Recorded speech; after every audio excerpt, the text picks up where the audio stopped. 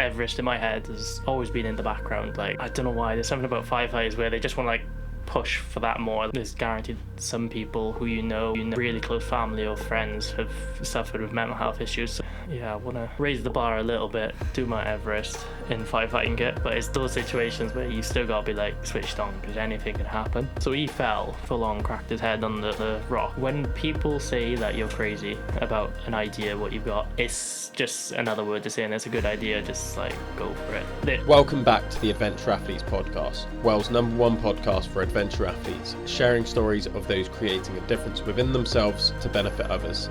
In this week's episode, I sit down with Rhys Fitzgerald, a guy that is going to do an incredible thing called Project Fire. In this episode, we're going to talk about what exactly is Project Fire, how firefighting has changed his mindset, how you probably know someone that's struggling with mental health issues, how to take big steps in the challenges you're setting yourself, and how Everest is probably more achievable than you think. At the end of each episode, our guest sets a challenge for you guys to take on throughout your week. Something that's going to take you from where you are to elevate you to the next level of your adventure athlete journey. Now, something I'm going to start doing at the start of each episode is giving a shout out to someone that I've been following on Instagram. This first shout out is going to go to the Fridge Man on Instagram, Michael Copeland, who has just climbed Kilimanjaro with a fridge on his back.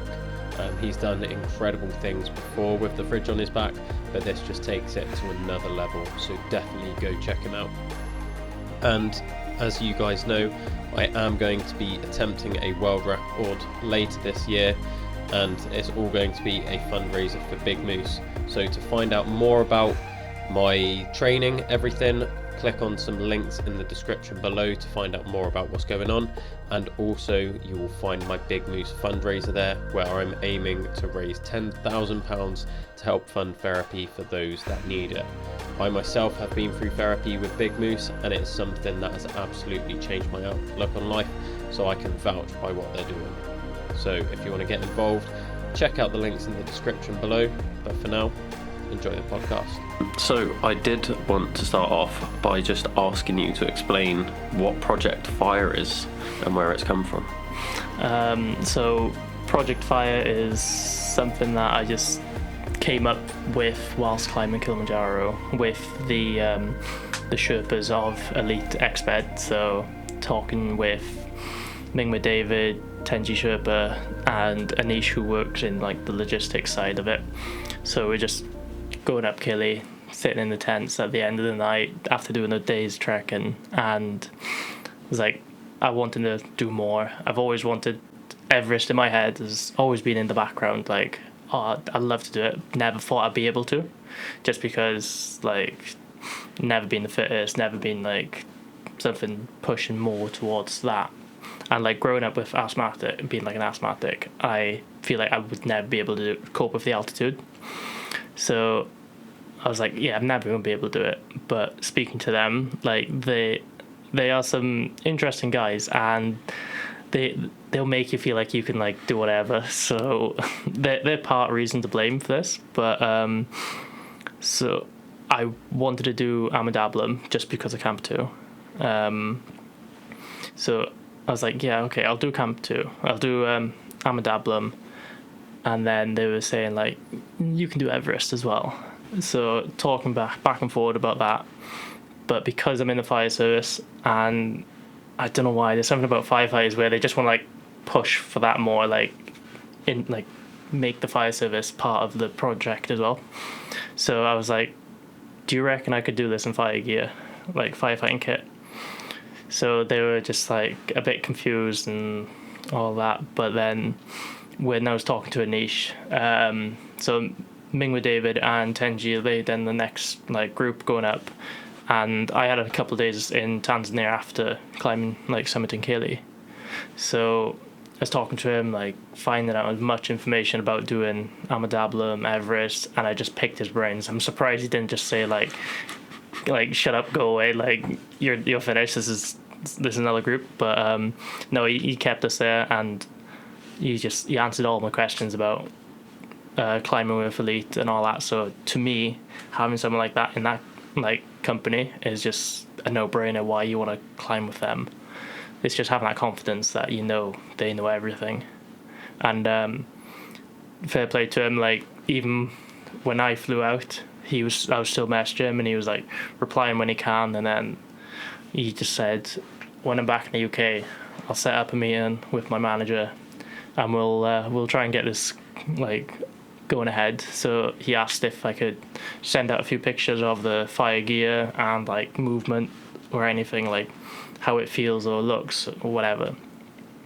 So I done that, sent the pictures, had a meeting with Anish, Prem and their manager, and I pretty much had to convince them to be like, this is I'm sure it's doable. And then they were, because it's something completely different and they don't have a clue, you're trying to convince someone like, yeah, I'm not wearing that summit suit, I want to wear this firefighting kit. And to be fair, I said I'll happily work with whatever you want to do. And so the agreement is from Camp 3 on Mount Everest, I'll wear a summit suit underneath the firefighting kit and then put the firefighting kit on top. So then they know that I'm got their bare minimum and I'll just have the firefighting kit on top. And so from then, as soon as we all agreed on that and they were like, yeah, you can do this, it was like, oh shit, yeah, okay, I'm doing it now.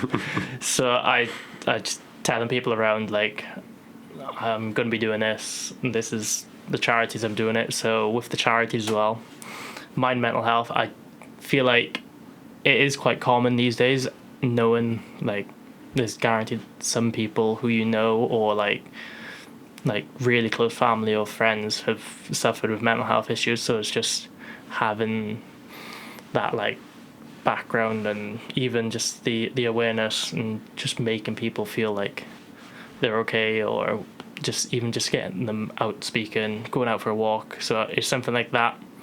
Whereas after doing Killy, I was sort of more aware, and I want to get people out experiencing like doing the big mountains or even just the local mountains around the area.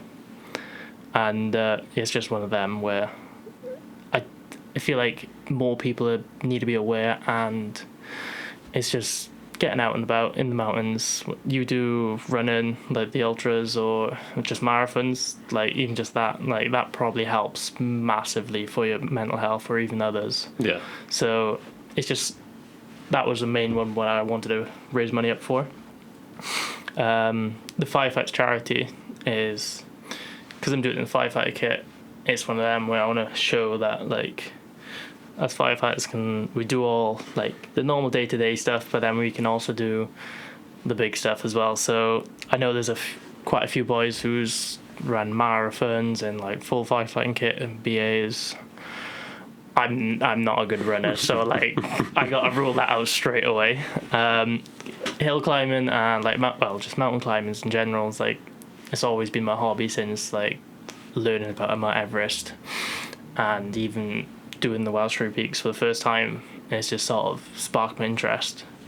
So I was like, yeah, I want to like raise the bar a little bit, do Mount Everest in firefighting kit. But along the same lines of that, along with like the mental health climbing, I feel like you don't just do the climbing for your own mental health. You do it to get out, witness, like see the world for what it is. But climbing Killy, you realise how much like rubbish is all over the mountains. So it's something that I wasn't happy about seeing, and a lot of it is probably, it's not like the people who's paying to climb Killy. A lot of it is, annoyingly, it is a lot of the locals, because it's a job. They go up, down like so many times throughout the year. They just don't really treat the mountain exactly how they should. So it's something where I want to give back and sort of clean the mountains clean them up as much as possible, and it just so everyone can witness like the pure like rawness and how beautiful some of the mountain landscape is. But then I also want to give back to the Sherpas as well, because they're the ones, if it wasn't for them, no one would be able to climb the mountains at all. Just they're insane, like the Sherpas. So I know there's a few building projects on, and I want to for some of the projects that I've done in the past, I've gone out to Africa, done some buildings with schools and like orphanages for the kids out there. So I want to like implement that building style and give back to the Sherpas as well. So I'm going to be working along with the Nimzai Foundation to try and give back on what they've got planned and clean up the mountains. But then I also want to try and talk with them to possibly set up and do some building projects out there and like invite people out. Like, this is the building I'm planning. Let's go out there. Let's make a difference and give back to them as well. So it's snowball effect to what it is now. And yeah, so the obvious name was Project Fire, just fire service, firefighting kit, and it's just the first thing that came out the top of my head. So I was like, yeah, I'm sticking with it. I didn't want to change it too much, so keep it simple in that. So, yeah. I think it's a good name. It's like short, it's catchy, gets the point across. I was contemplating Mountain Fire, but then I was like, people think like more danger, like mountain fires, but no, it's easy. Keep it. But yeah, I just got the little symbol of the mountain on top. Yeah. So. Somewhat simple. That's it. That's what you want. It's simple. I like how you brought up how people have like run marathons in fire kit, because that's something I was training for when I was in the fire service. Yeah. Before I broke my ankle, so I was going to do a full marathon in full fire kit. Most people swap out the boots, but I was like, that doesn't count. No, yeah. That's what some people are saying to me. Are you doing it in the boots as well? And I was like, unfortunately for the bigger mountains, you can't be wearing those boots. You gotta wear like proper mountaineering boots, but they're heavier than firefighting boots, so it's technically the same. It's when people swap it out for trainers, I'm like, that's cheating. No. You're just running a marathon around like Newport. Like. Just wear like a 3 kg bag and that's it. But no. So I was going to do it full kit, under air as well, which was a stupid decision. I remember my first training run, I did 5k, and I did it on the yard, so I was just back and forth 20 metres. Fair play. And I was dead afterwards, and I was like, why did I say I was going to do this? But I managed to build up to a full 17k just back and forth. And then that's when COVID kicked in. So then they were like, you can't use the BA set for training anymore. So I was like, that's a fair point. It makes sense, but it's the fire service, like they gotta be overcautious. But it makes sense. And then I broke my ankle and that whole thing went out the window, sadly. But I don't think people realise how heavy fire kit is either. No, like it's a different feeling. It's just like you're doing your normal day to day, like even just walking upstairs and shit. You can feel the weight difference, and people say like, oh, there's probably nothing, but the amount of people we've had on station or even open days, and we let them put the gear on, it's like, oh, just drag this dummy around, and that's our entry point. That's to see if you can actually do the job, and they struggle with that, and then it's like, okay, it's one of them. But no, it is quite difficult, but it'd be good. Have you weighed your fire kit at all? No, not because you've got the old kit as well, don't you? Yeah, we got the old one. So it is. I'd say it's almost a little bit heavier, just type of gear it is. But no, it's definitely something I'm going to be weighing, and obviously I'm going to have a few patches on it as well. So I know it's not much, but obviously that's going to add that little bit extra. But no, it's going to be interesting to see how much extra it's actually going to be. Yeah. Well, as a rough idea for you, when I weighed mine, it was 20 kilos. Oh, okay. So that's like, that's including the boots, though, which is obviously a big chunk of it. But like you said, you're wearing mountaineering boots, which are the same, if not heavier. Yeah. So you're looking at an extra 20 kilos of weight there. Yeah, it's one of them where like the least I think about it, like the less I think, the happier I'll be. So it's one of them, but no, it is going to be a good challenge, and I can't wait. Like it's 7 months. Well, in fact, I'll be out in Nepal 7 months today, like from this recording, which is quite insane to think to climb Amadablam in the firefighting kit. But yeah, it's gonna be interesting. What's your training looking like for it? At the moment, I'm just building muscle. So nothing too like strenuous at the moment. Just like building up. Just 3 days a week, and 3 days and then one cardio day. But from this point on, I'm going to start getting more intense, and like summertime, I'm going to hit the climbing gym. So because Armadabulum is a lot of vertical and like scaling across vertical walls, and like I'm sure you got Yellow Tower. There's going to be some people who are like going to be mad, but I think it's like a 20-meter vertical wall where you got to climb straight up on ropes. So that's going to be an interesting challenge. So I'm going to be going to the climbing gym to train for that. But yeah, at the moment I'm just sort of like still finding my feet, like get back into the insane fitness regime. But I'm going to be getting my local PT involved, see if he can try and help me out and make a difference, like change me up completely. But yeah, it's going to be crazy. Have you done any climbing before? So as I said earlier, Kilimanjaro is the highest that I've done, just under 6,000 meters, and then before that the highest was Ben Nevis. So all of my climbs has only been in the UK. Like a lot of people I know, they go abroad, Europe, America, whatever, but no, I went from Ben Nevis to Kili, and now I'm going to Armadabulum. So like I'm not Quite making it I'm not making it easy on myself, but no, it's one of them. Like, no, you just go for it. I think for Everest, an extra 2,000 meters is going to be a bit of an insane jump, but hopefully it should still be good for it. But, it's only one way to find out. Yeah, exactly. Yeah, it's gonna be crazy. But my mate who is doing the triathlon I mentioned, so I reached out to him because he is doing the world's largest triathlon and the world's largest sea to summit, and if everything goes on par with my end and his end, we'll be summiting Everest at the same time. So I was like, that forced me to go down to London, meet up with him, talk to him, pick his brains. And I said that, and he was like, oh shit, yeah, I'll tell you what, we'll team up and we'll both make this happen. It's going to be an insane story. Yeah. So yeah, it's going to be fairly cool if it does work out.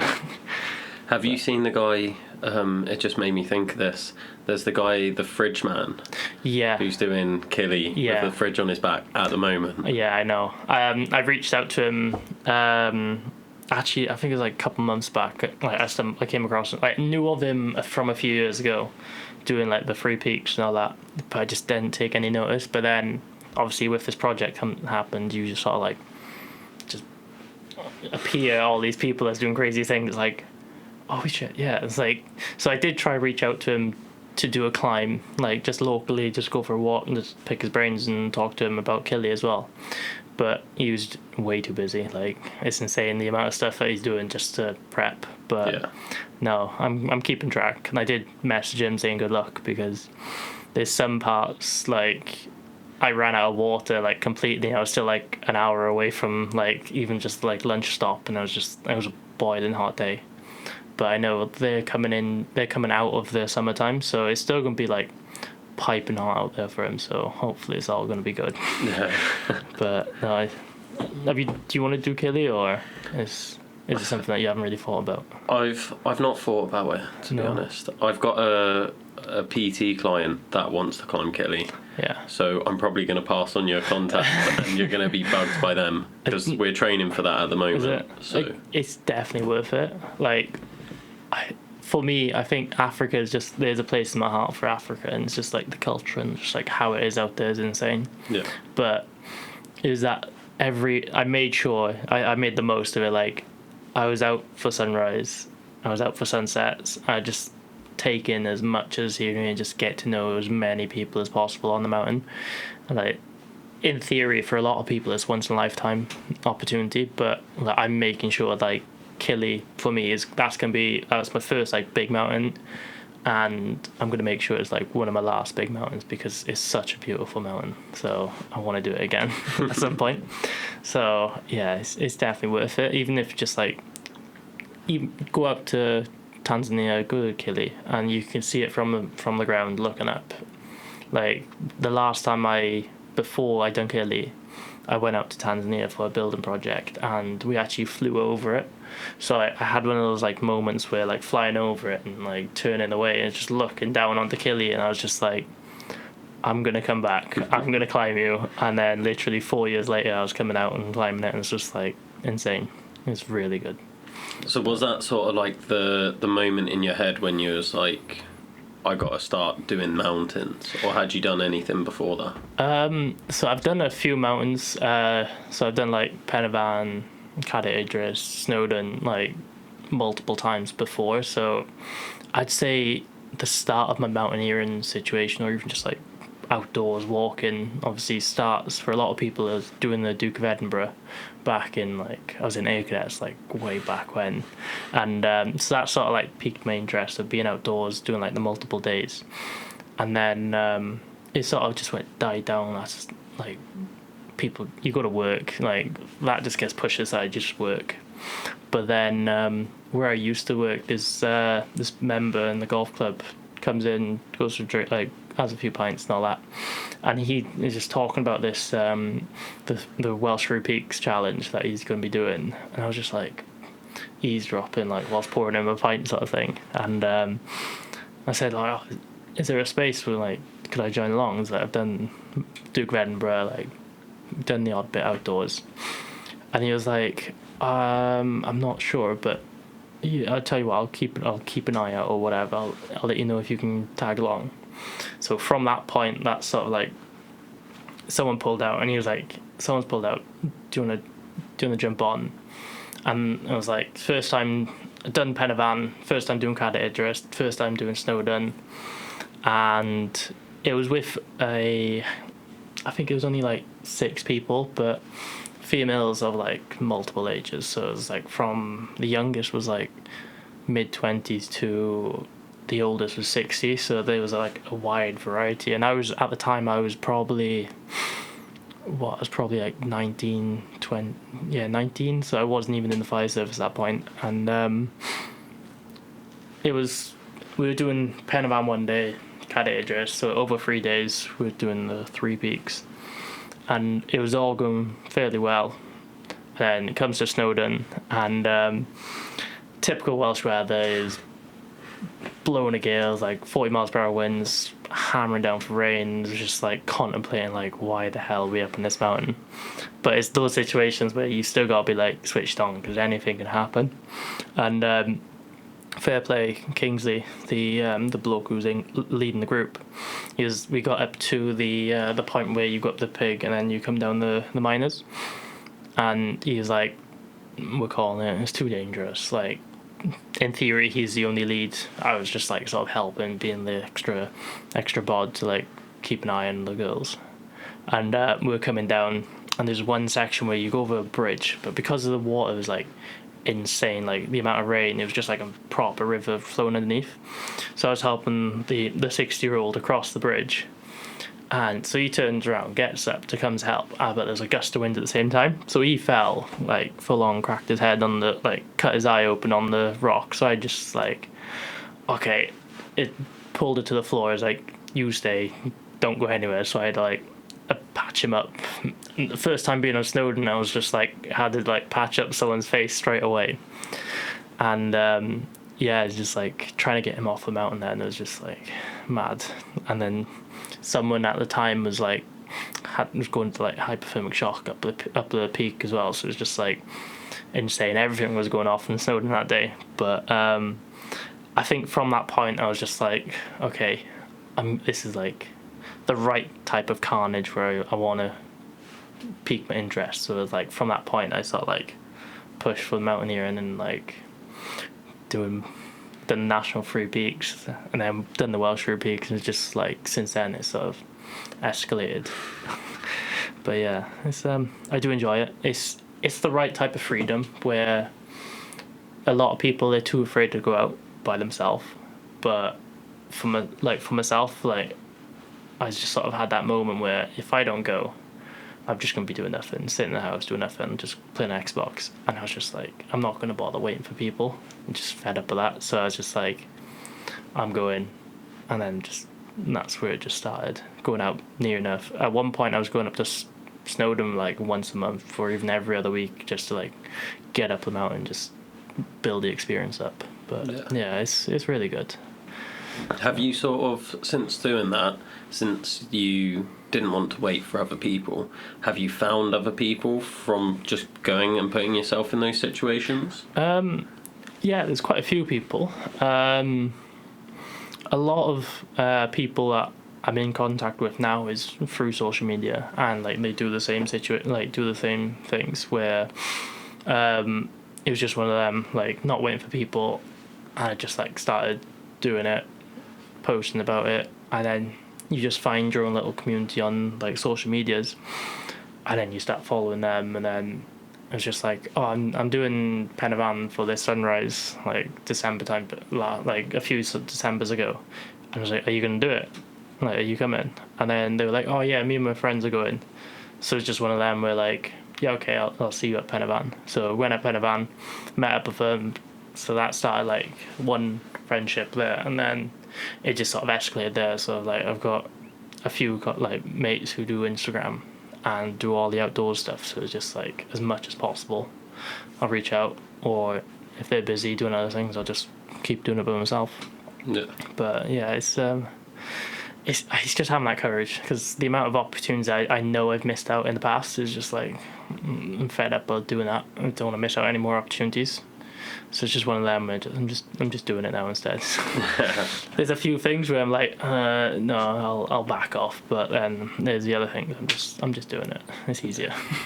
What advice would you give to someone that's got like an idea of what they want to do in their head? Maybe it is climbing mountains, maybe it's just like starting to go running or anything along those lines, but they're like scared about doing it on their own, or they're hesitant to take that first step because they don't know anyone else that does it?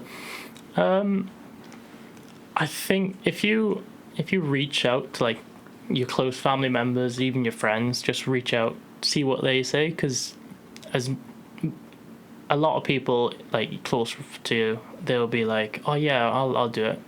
So it'll give you that extra little boost to be like, yeah, okay, let's actually go for it. But then obviously a lot of people like, oh, okay, you're a bit crazy.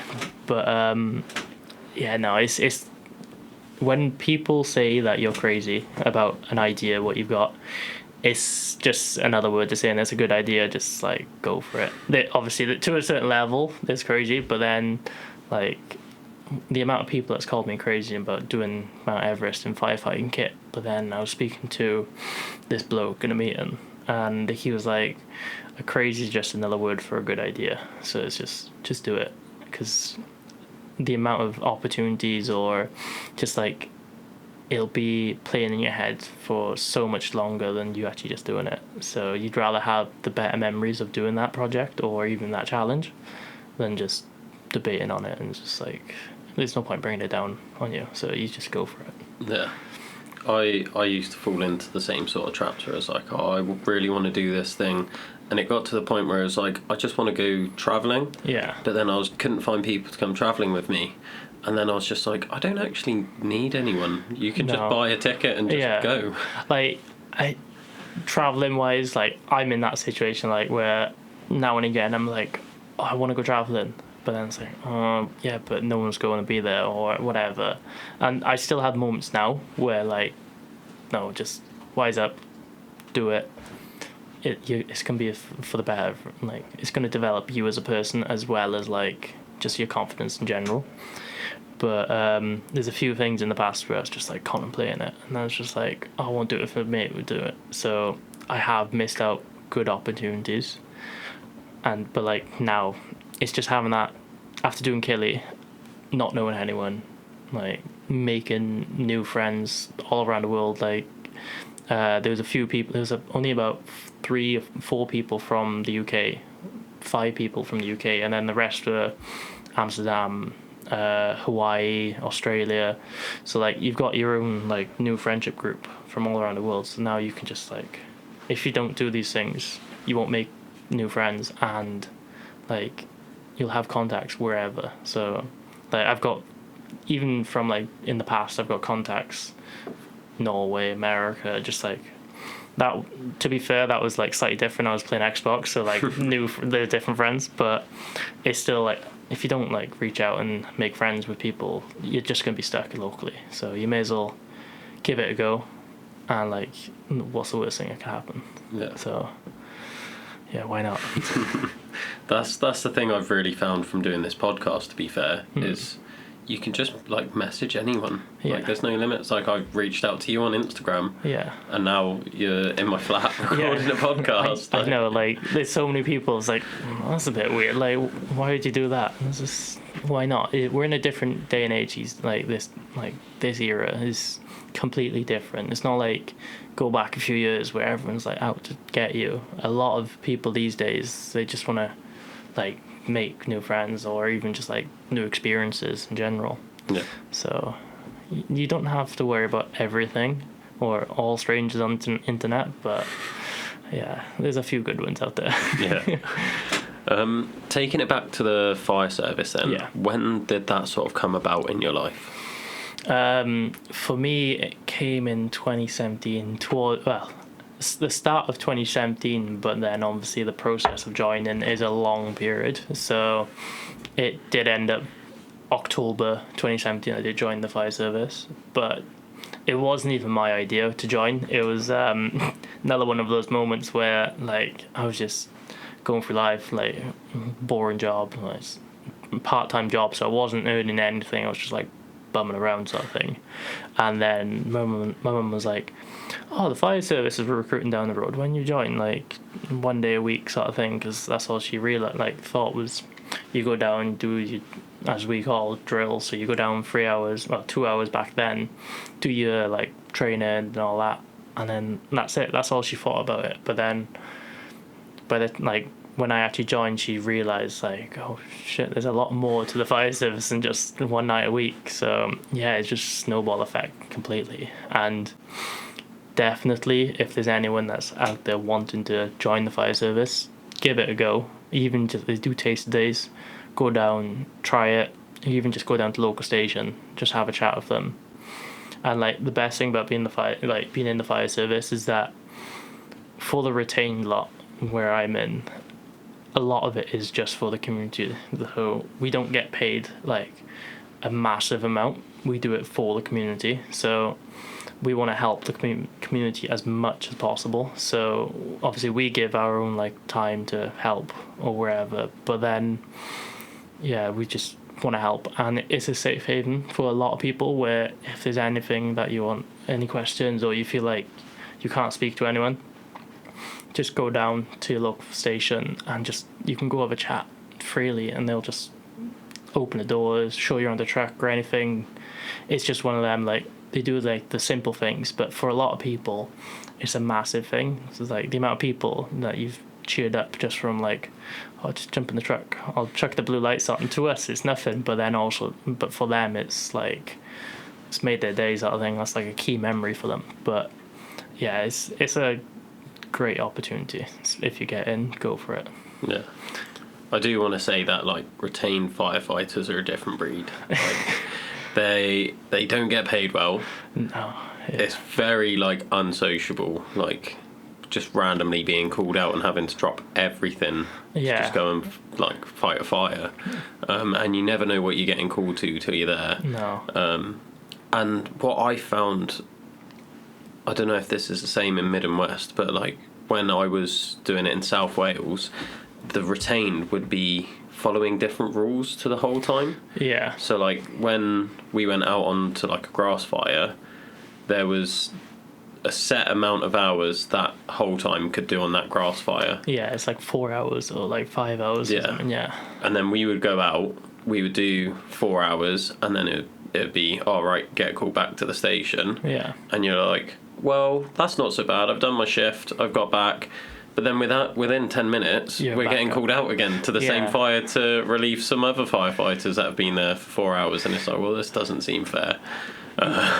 Yeah. I can see where you're coming from, but like with the retained, because I don't know, there's some like because of the community base, they enjoy it. They're there because they want to do it, sort of thing. But like with the whole timers, like they're there because they want to do it, but then also they're so used to doing it all the time, day in day out. They don't want the long jobs. They just want to go clean up and disappear, go back to the station. But for the retained lot, like for Midwest, we're on an hourly rate. So obviously, if there's that like 5, 6, 10, I think the longest call I've been out on is 16 hours, and like we want to do all that. So we want to be like, give us everything. We just want to go to everything. We want to go onto that, and we want to like climb 2 miles up the hill and put out a fire, then get called to the next one because we enjoy it. It's a weird like sort of, you get beasted to the point where like you get addicted to it, where you just want like what's the next thing. So like obviously there is certain times of the year where like, okay, this is coming up and let's go for it, sort of thing. So you get the bug that way. But no, like there's been quite a few times where we've had one grass fire down Pembury with us that was going up. Well, that went up, and it's weird because that's literally like 2 minutes down the road from us, but a whole time station got called to it, and they're like 10 minutes away from it. So we got called eventually because it's our local mountain. We were like, this is ours, like happy days, sort of thing. So there was 8 trucks standing by in case if the wind changed, went down to the houses. So we were like all defensive mode. But then over that period of the weekend, like I think that was midweek it started, and then it was like that went on for a week, and probably over the weekend, like the Friday to the Monday, we probably got called out like 20 odd times. Like there was quite a few points where we probably only had like 2-3 hours sleep, and it's just like, okay, yeah, this is taking a toll now. But I think with the retained lot, it's one thing that a lot of people, they don't really take notice of how much the retained actually go through, where we've got a normal 9 to 5 jobs per se, and then for myself I'm on call all like pretty much 24/7 just because I work in the area, go up the mountains whenever I can, as much as possible. But obviously I could finish work, have something planned, get called out, go back, like go home. It could be like, or even like get called out in the middle of the night, and then you only have like an hour or 2 hours before work, and then you got your full day shift. So it's like one of them where sometimes they don't get appreciated enough. But with Mid and West Wales, there's only like 13 whole time stations, and then the rest are all retained out of 53. So it's one of them where it's as the new chief says now, it's a retained like service backed up by whole time. So he's noticed because he's started from like Fifer all the way up. He's noticed how much of an impact the retained is. So it's good to have the right people in charge. But yeah, it is a challenge sometimes, and like trying to juggle everything around it is difficult. Yeah, you don't really appreciate it till you're doing it. Yeah, it's like I didn't know what I was getting myself into properly. Like the amount of times thinking like, yeah, I know there's a station in like Inkerville. How many times I've seen that going out and about? Mine, like the only time I remember seeing it is on the Santa run on like December time. that was it. Like I don't think I remember seeing them going out on calls, but that's because like I was little. Until I joined the retained, we go out quite a lot, considering for how quiet of an era we are. Yeah. But yeah, it's good. Do you feel like being in the fire service and going on those calls, especially grass fires, and how just brutally physical they are, do you feel like that's driven you to want to push yourself outside of the fire service? Do you feel like that's driven you to where you are now doing Project Fire? There's definitely going to be a little bit of it. And like where I'm based, we don't get that many, but we get enough where like we got to keep a certain fitness up. I remember, I think it was like, last year, just before I was going to Killy, we had a grass fire up Carmarthen Way, and literally the hill we were climbing was like going up these stairs sort of thing. It was straight up, and it was, I think there's about 20 or 30 of us like all climb up this hill, and I was like, I mean, I'm going to Killy, so like it's a good training for me. So I just like chuck me the water pack. So that's about 20 kilos of water we got in the fire kit, and I was climbing up it. I was like, yeah, okay, and like I could do this. So that's like sort of like that little call there we had. That sort of like all like sort of put the seed in my head. It's like, I wonder what I can do in this fire kit whilst climbing mountains. So, and it has like affected from there. I generally think so. It's almost like a gateway drug once you start challenging yourself. Yeah. And then it's just like, oh, that was hard, but I did it. So what's next? And then it's like, it just gets bigger and bigger and bigger. That's exactly what I said to Nims when we went to Kili. So doing Kilimanjaro, for a lot of people, Kilimanjaro is like a massive step. But in the grand scheme of things, Kilimanjaro is like the baby step, considering sort of thing.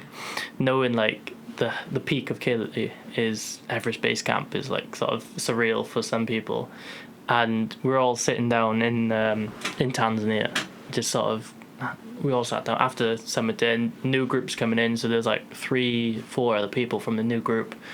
Nims is with us. We're all having like meal, talking about Kili to the other group when they're like before they're going out, and then we're talking to Nims and all that about his previous like all the expeditions, doing the 14 peaks and all that. And he stands up, does his speech, and he's just talking about it. And he's like doing Kili is like he's trying to think of a word, and I just said it's the gateway drug to big mountains, because like it sort of plants it. It's like, yeah, like I can go higher sort of thing. If you cope with the altitude, you can go higher easily. And he was like, exactly. It's like, and I was talking to Anish, and I was like, if it wasn't a gateway drug, he'd be like, if it wasn't saying drugs in it, he'd be like, I'm going to put that on the website sort of thing. But they've had to change up the slogan to something else. But yeah, they're all on the same page. It's the gateway drug to big mountains. So I'm sticking with that. I've got the visual proof, and yeah, so I'm like, I said that. But yeah, no, it's good. That's amazing. And I am very jealous that you've met Nims, as most people are going to be.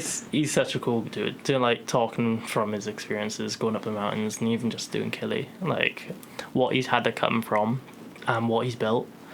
Like the story he's been saying, it's insane. Like even just seeing him like on the Instagram or whatever, it doesn't put it to justice of who he is as a person, sort of thing.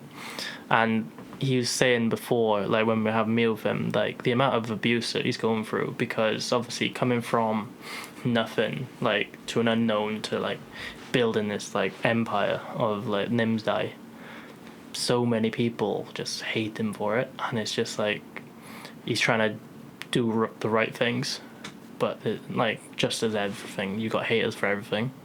So it's just like one of them. He's telling us about, and it's just there's the wrong type of people doing those jobs if they're trying to hate on someone who's suddenly become successful in what they're doing, that they just hate it for it. So yeah, it's one of them. But no, he's a cool dude. Have you heard the term crabs in a bucket? No. So what that is if you put a bunch of crabs in a bucket, and you put like a plank of wood in or something where they can climb out, if one tries to climb out, the others will pull it back in. Oh, okay. And it's that just sums it up for me. That's exactly what it does. It's a lot of things in life. I feel like there's so many people. It's like as soon as one person's successful, they don't like it because they're not successful. But those are the type of people you just gotta just turn off, push away, and concentrate on yourself, and just do what you want to do, sort of thing, and just push for your goals and everything. And that sort of does fall back into why I was like doing Project Fire. It's like I've always wanted to do Everest, but I thought I'd never be able to do it. And I was like, well, I mean, if this opportunity works out, it's going to be insane. And the amount of opportunities that could come from it after it is like, who knows? Like, the world's the oyster at the end of it. So yeah, we'll see. And we just got to help you find the right people that's going to elevate you to that standard. I hope so as well. 'Cause, yeah, it's going to be a bit interesting.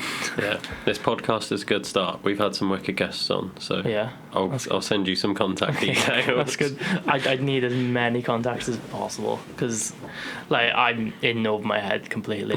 Like, the only projects I've done previously is just like small little trips out to Africa doing like building projects, and now I'm like going to the top of the world sort of thing. It's a weird feeling sort of thing, but yeah. Have you done any other challenges previously, like not mountain based? So more physical challenges is like the easiest one is Tough Mudder. Like that's the only challenge that I've sort of previously is I've done that. Done that 3 times, but that's just something because I've enjoyed. It's not really, I've never been a runner, but it's the obstacle side that I've sort of enjoyed. So just learn, like, put myself through them. But there is more that I want to do. But I got to do baby steps sort of thing. Like, You're saying that as if you haven't gone from Tough Mudder to Everest in firekit. when you put it like that, it's a bit, yeah. But no, there's like even like the things you do, like I can't do. Like I'd love to do it, I just can't. I'm not a runner at all. So at some point I want to do that, but that's not going to be anytime soon, I think. I feel like a lot of people get into running later in life. Yeah. I feel like I'm still quite young to be doing ultras. Yeah. I feel like more younger people are doing it now, but it's definitely like an old man's game. Yeah. Like I feel like obviously you got the people like the thing is once you hit 30 you start doing marathon sort of thing, so obviously it just escalates from there. But the interest of doing ultras and like the even like the insane ultras multiple days, it's just like it does spark the interest. But like at some points in my life I struggle to do like a mile. I just like, no, I'm gonna, like, I can't be bothered for this sort of thing. But no, as soon as I'm walking up the hill, it's a different, like, I'm in a different mindset, and it's just I can just go for as long as possible. So I don't know. I feel like that's where you should go straight into ultras, because it is just a day out in the mountains at the end of the day. Yeah, you don't have to care about times, you don't have to worry about anything, you get lots of food stops. They're great. Maybe in that case, yeah, for food. Yeah. But yeah, well, after Everest, like my mates asked me if I wanted to do like a half marathon next year, and I was like, well, I may be a bit fitter. I might be up for it, but like at this point, I'm hating running on the treadmill just to train for what I'm doing now, and I'm not even doing that like long distance. I'm just like, let's just get some cardio in sort of thing. But nah, I'll build up to it. That's where the mountains will come in. I still can't run on a treadmill, and I've done a 50-mile barefoot walk, so it's like I'm fit enough. Yeah. But it's so boring. Yeah, I know. It's like just before going to Killian, I was like, I looked at the calendar. I was like, oh shit, I'm flying out in like 2 months sort of thing. It's like, I better get doing some fitness. So I did leave it quite late of that. But obviously, being a firefighter, you got that the basic fitness for all that. So you are sort of above average fitness anyway. But I was like, I'll force myself to do some runs. So I was just like trying to run that, and it's just like I was sort of in the point of where I was averaging just like 40 minutes to an hour, just like jog on the treadmill. But like I had to like download a few films just to put on my phone just to watch. But nah, I don't know. If I had done the ultras, then it might be a different thing. Yeah. But yeah, who knows? I feel like you'd enjoy them. Judging by this conversation, like ultras is definitely the way to go. Yeah. And I'm definitely just saying that because I've just got into ultras properly, and I'm like, yeah, I think more people should do this. I've known about ultras for a couple of years now, and it's just like, oh, okay, yeah, that sounds interesting. Like the good thing about the fire service, sorry, going back to it, but we've got our own website, and there's people like obviously firefighters do like a challenge, and there's a ultra out in the desert coming in September, and it's a 5-day. You got to do like a marathon every like The over the Marathon des Sables. something like that. I honestly don't remember it, but I was like, well, I don't know the name, but one of the boys said like, oh, this is something that you'll be up for, and I was like, I mean, that's 5 days. I'm flying out in October, and it's like, I don't think I'm going to be able to get like 2 months off work for it. Yeah. But that would be kind of cool to do. So, One of the previous guests did that race. is it? Yeah, Lloyd. How did he find it? I think he loved it. Yeah. Like, it sounded like a wicked experience. I bet. Yeah. It's definitely something I want to adventure down. I'm just like, I don't know. Have you heard of the Barkley Marathon? In America, Yeah. is there like each stop you got a book and you got to rip a pic? Yeah, another That's one. it. Yeah. The next round of that has started today. So yeah, they're out there running right now Oh jeez. on their 5 loops that they got to try and do, and we're gonna see if we've got our 18th finisher to the Barkley. Is it? Because that's the amount of people that have finished it so far, Yeah. 17, and it's been going for years now. There was like a period of like I feel like it was like 20 years when no one finished it because Yeah. it's that hard. There was a documentary on it what I watched a couple like either a year or two back, but yeah, as soon as I heard that I was like, that is insane. And that's just some crazy dude who Yeah, just like, Lazarus I'm Lake. gonna do an ultra marathon like in this like, in my land sort of thing. He set up some of the most insane races you'll ever hear about. That's It insane. is, yeah. He's the one that started the whole backyard ultra thing as well. Have you heard about that? No. So it's a 4.4 something mile loop, and you just do that every hour on the hour, and then the last person standing is the winner. Oh, what the fuck? And he's just like, yeah, like no one else finished. Like there's only one person that finishes each year, because he's like, unless you've got the greatest distance, you haven't finished the race. Like, that's his God. mentality to everything. It's just, he's insane. That's mad. And that's spread throughout the world now.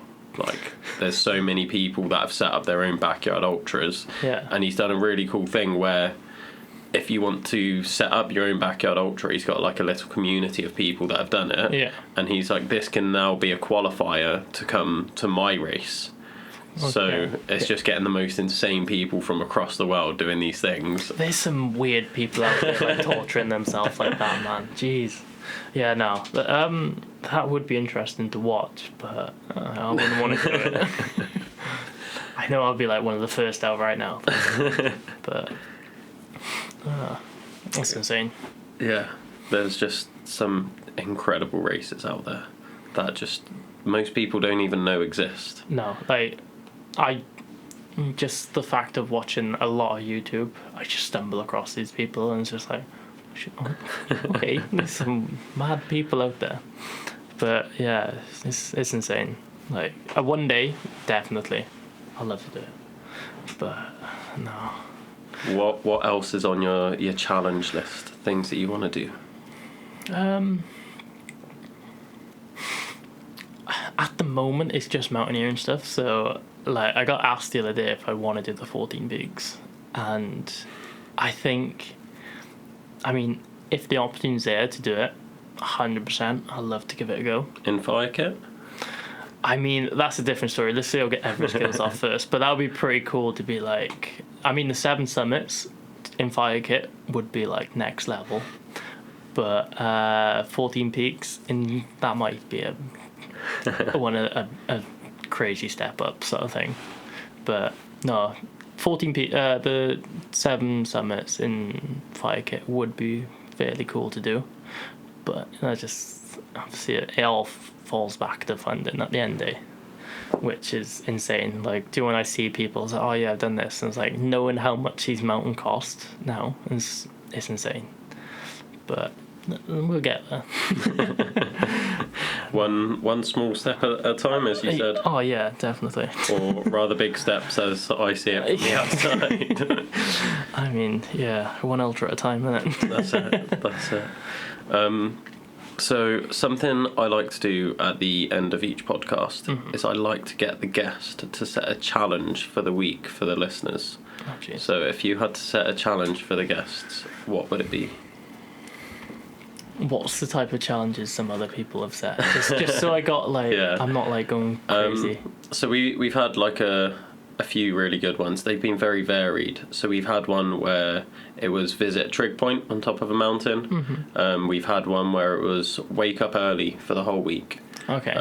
There was one where it was just as simple as getting to the gym 3 times in a week. It's things that are like quite achievable for most people to do. There was other things which was just do a random act of kindness. Oh, nice.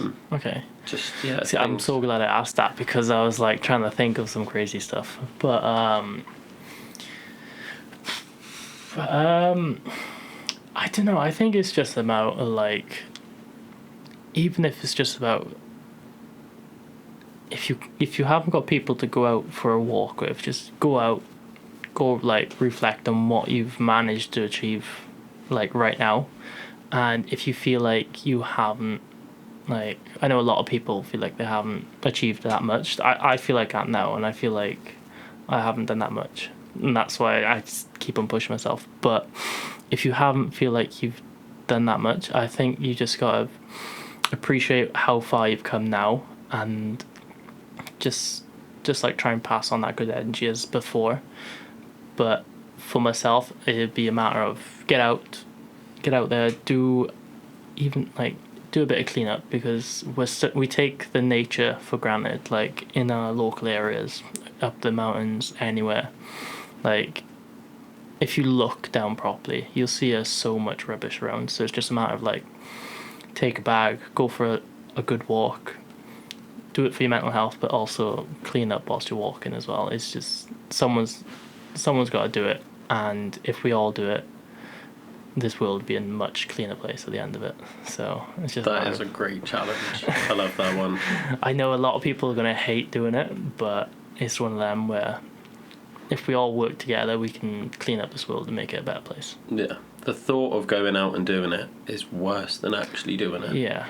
Like, once you're out there, you'll be like, oh, this isn't so bad. Oh yeah, you're going out there. And the reward you get afterwards. You're going out there to like clear your head, get away from like just life in general.